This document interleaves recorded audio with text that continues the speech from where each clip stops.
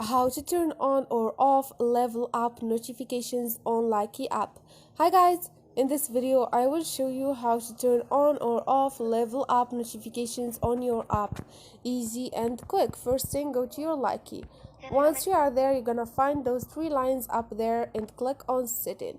Now scroll down, you're gonna find notifications up there.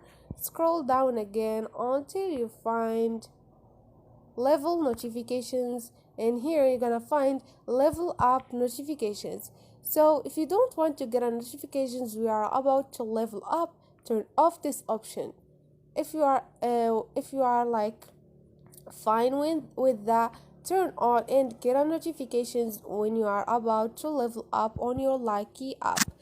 Don't forget to subscribe and like if this video was helpful to you, and see you next time.